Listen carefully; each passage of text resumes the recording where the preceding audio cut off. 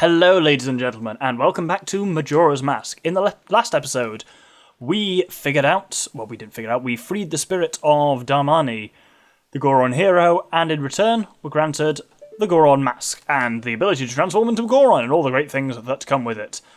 This episode, we're going to be trying to figure out a way to get up to Snowhead and deal with the massive cold that is plaguing the Goron people. One immediate way of tackling that is this hot spring water. We can scoop it up in a bottle, and we can use it to melt ice, but only for a period of time. It doesn't stay hot forever. So, what we need to do now is, this is one of the nice things about Goron Link, we can roll around like a fool, though I'm actually going to turn briefly back into human. Because if we come down here... Whoa. Gorons can't swim. If they fall in water, they die immediately, so getting over there is pretty tough as a Goron. But if we transform again, we can now roll over here, and if we roll hard enough, spiky time, which very much helps us get from A to B super duper quickly.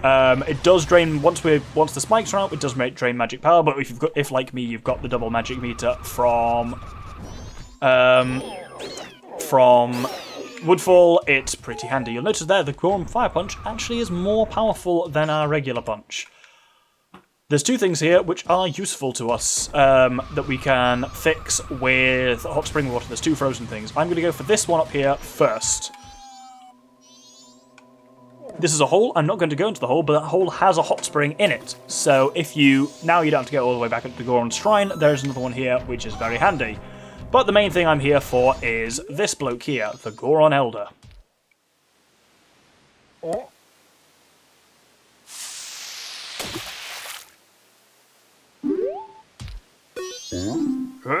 What was I doing? It's already this late. Step aside. I have urgent business to tend to. I'm too busy to talk. Oh, you're Damani. Oh, but you're supposed to be dead. Am I hallucinating? Maybe this is the doing of Snowhead's magic power. I've been made a fool of. That's impossible. I refuse to flinch. I need to fix this blasted weather that's plaguing Snowhead, and I must save the Goron village and protect my dear son. So you see, I must insist you get out of my way this instant. What? My son is crying because he misses me? Why do you know that? My son misses me. Forgive me, my child. Your father has work to do. Damani, be you a ghost or a figment of my imagination, I no longer care. If you feel pity for my crying son, then please quietly sing to my son to sleep with this song I'm about to play on my drum. It is the very same melody that was often played for you when you were young.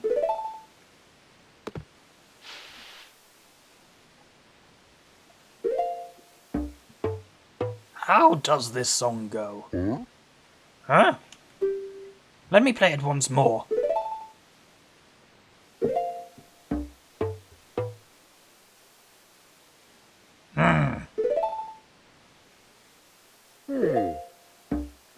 Yes, like this.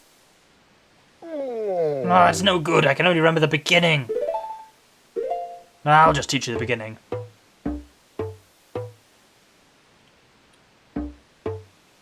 So, if normal Link has the Ocarina of Time, and Deku Link has the Bagpipes of Time, introducing the Bongos of Time that Goron Link comes with.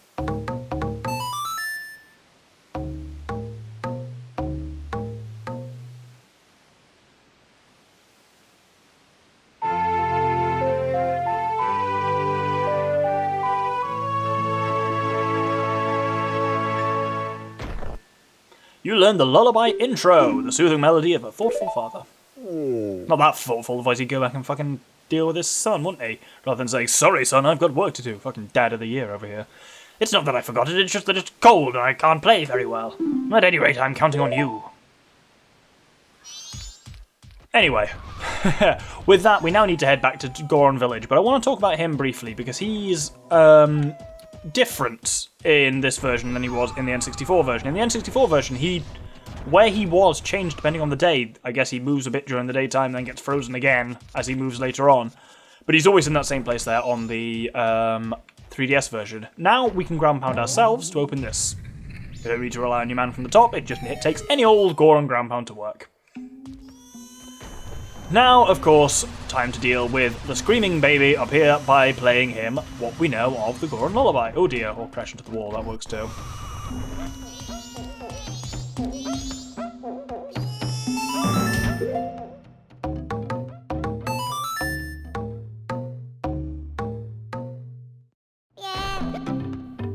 That song! That's the song Daddy always plays for me before I go to sleep. I'll sing the next part.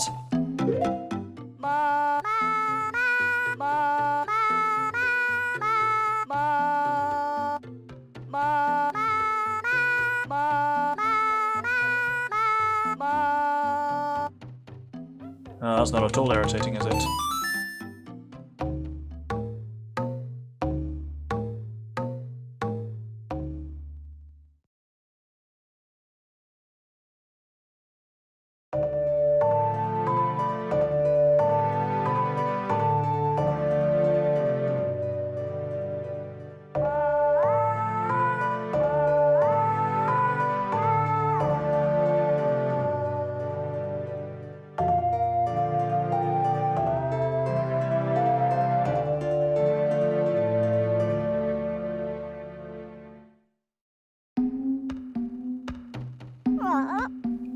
It's just like Daddy's right beside me.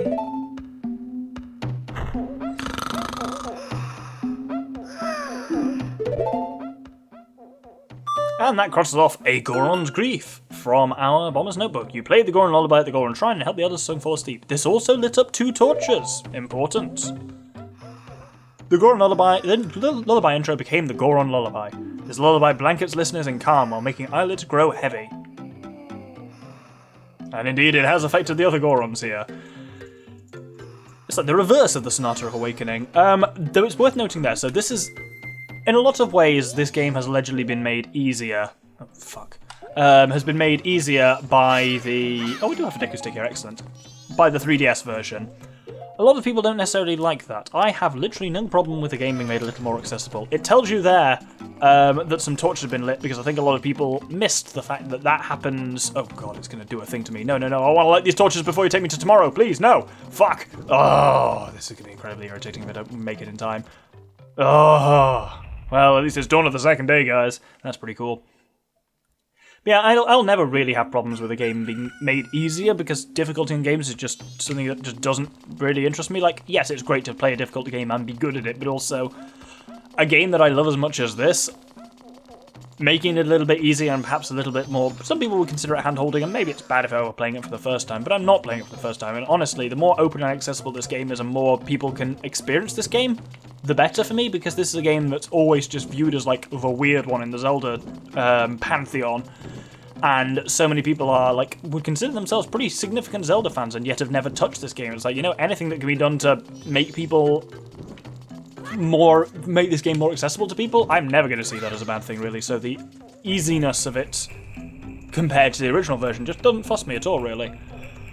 So with the torches lit, the chandelier starts spinning. Now the chandelier is rotating like mad, even, is specifically how the notebook puts it.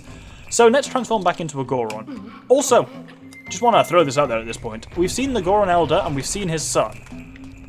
I'm assuming Goron women are just like, it's a dwarves kind of thing, where just like outsiders literally just can't differentiate between a Goron male or a female, because they all look the same sex, essentially, which I was going to say they all look male and then realise that's kind of terrible.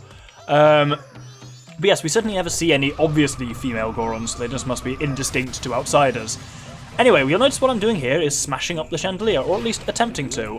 One of the parts of that, we can roll up to it and smash it, and one of the parts of the chandelier contains something very useful to us, so let's attempt to smash them.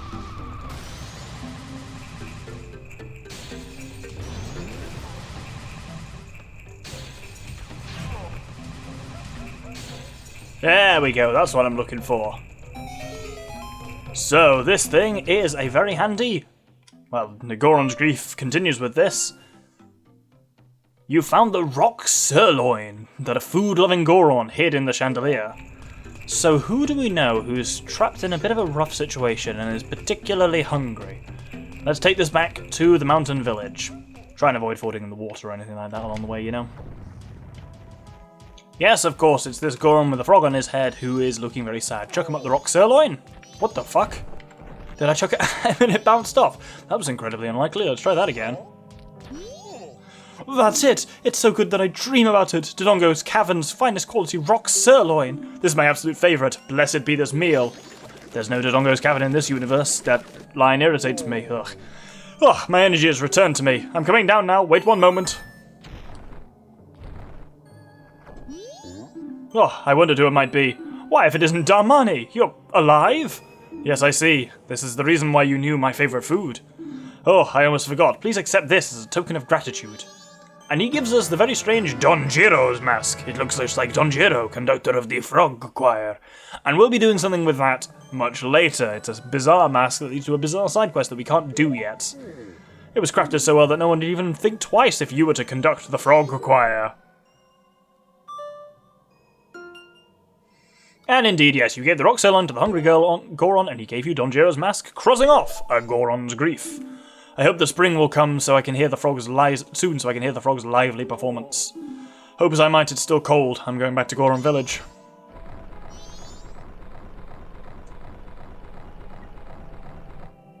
So with that, we actually got a bit of side stuff to do at this point. So let's soar back to South Clocktown. Actually, let's head over to East Clocktown, fuck it. And let's grab that chest that's always there, that I always talk about. So, what we're about to do, we could technically do at any point, except we wouldn't get the right reward for it. You've got this house here that's shaped like a treasure chest, and indeed it contains a mini-game, the treasure chest shop, and the woman who runs it is a terrible bigot. Well, hello there, handsome. My, what strong arms you have. So, wanna play? For you, it's 30 rupees. Same game. Whether she finds your race attractive or not determines what reward she gives you. She gives you a decent enough reward as a human, crap reward as a scrub, the ideal reward as a Goron. If you can make it all the way to the treasure chest and open it within the time limit, I'll give you a special prize. Finding out what's inside is half the fun. So of course this goes into the bomber's notebook, because it's something that gives us something, the treasure shop gal. The prize seems to change based on what you look like, question mark. Yes, that is suspicious. So, a chest appears somewhere on this kind of chessboard style grid. And all we need to do is get over there. Seems relatively simple, but there are invisible walls. And you just need to kind of generally keep pushing towards it, and it's the classic thing that Nintendo loves so much, the old invisible maze, and this one really fucking bamboozled me. Fortunately, you can absolutely transform. All that matters is that you spoke to her in the beginning as the right race. Doesn't matter if you spontaneously change race partway through solving the problem. Doesn't matter. Brilliant. We got over here with time to spare. He says if you can access the actual chest.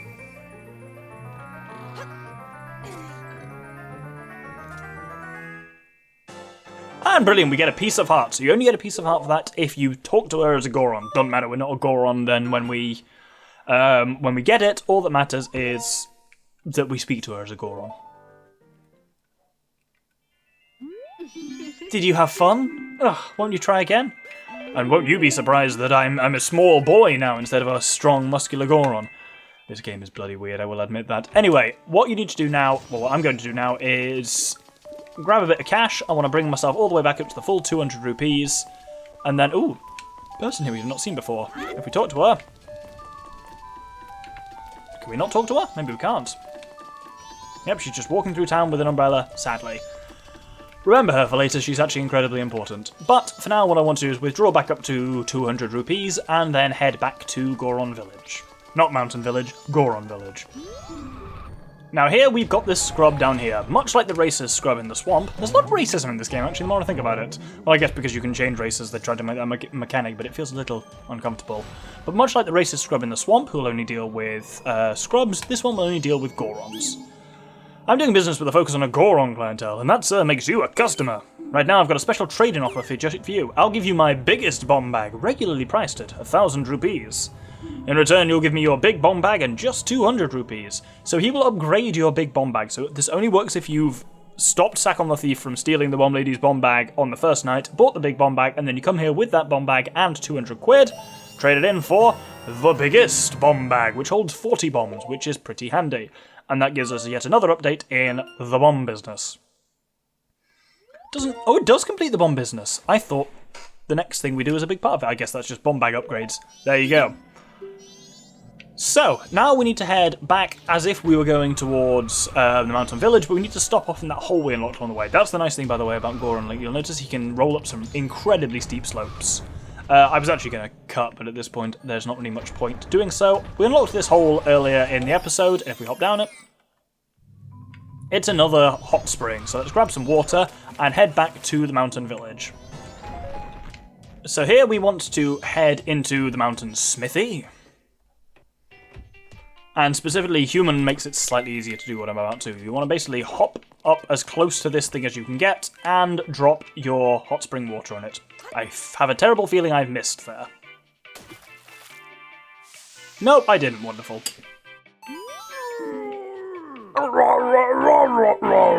Gamora! Huh? Oh, you've done me a great favour. Now then, this path can finally go to work for me. Thanks. So, what can we do in the Mountain Smithy? Well, I'm not going to do it, but I will actually... Should I do it? Because... I know I definitely shouldn't. But I'll show you what we can do. Gamora, fetch our customer some copy, quick-like. Now, let's take a look at that sword. Alright, to sharpen your sword, it'll cost you 100 rupees and be ready at sunrise. You'll have to let us hold on to your sword until then. Keep in mind that after you use your new sword 100 times, it will lose its edge and reverse back to its original sharpness. So, would you like your sword reforged for 100 rupees? Gotta wait till sunrise. Only takes 100 hits. Not really worth it. Oh, really? Then it can't be helped. Drop by again sometime. Gamora, forget about the coffee. This is kind of a secret, but I'll let you in on it. If you bring me a blade that I've already strengthened, plus some gold dust, I'll forge you the strongest of swords. Really, it will never lose its edge. I tell you, this blade was so mighty, I bet it could even, I don't know, transcend time. Of course, figuratively speaking, I mean. Anyway, like I said, there's only if you can get a hold of some gold dust. Just think on it, that sword it will be the strongest. The strongest!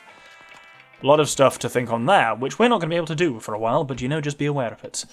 What we can do, however, now is actually head up towards Snowhead and see what is going on there. Why couldn't we have done this before, you ask? Well, you'll see pretty quickly when we try and head up there. That's the way to Goron Village. It's the top left entrance in the map. I found the map of Snowhead the mountain village disorientating. I don't know why.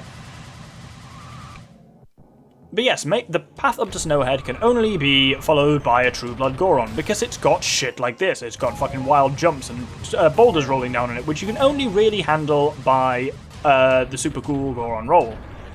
Oh no. Oh, ow. Right. I'm gonna have to probably try that again, I think. Yeah, basically in some places, remember that for later, by the way. In some places, you spin in place, which lets you build up to spikes really quickly. Spikes is faster and obviously also has better grip and smashes shit. But we could have done this as soon as we got the Goron mask. What was problematic is this. So this is Snowhead itself, and you'll see there's this massive blizzard coming out of it. Oh, that mood's getting real low actually behind us as well. So that's the blizzard coming out of Snowhead will blow us away if we try and get towards it. What's going on there? It's a massive Goron. Interesting. But I'm not going to deal with that right away. Let's activate this owl statue.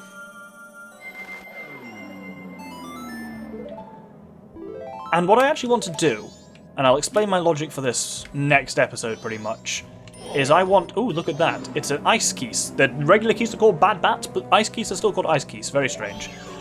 What I actually want to do is...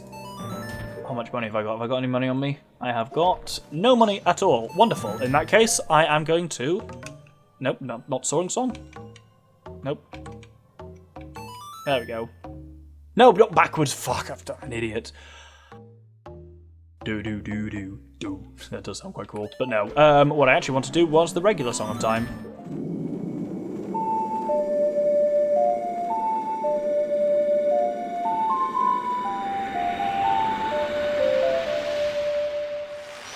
So, now we're back here, but it's the dawn of the first day. Time is inverted. It's moving all very slowly.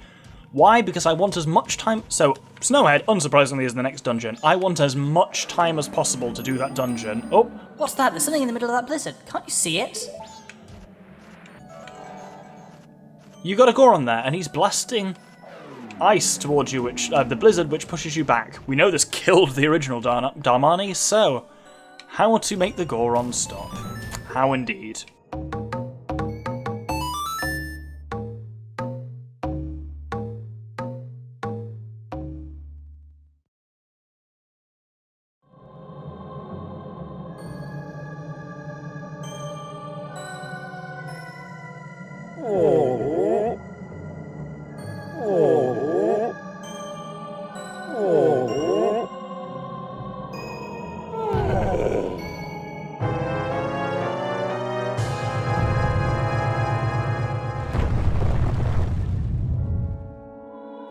Did he just fall off a cliff and die? That wasn't exactly the intended goal there. But oh no.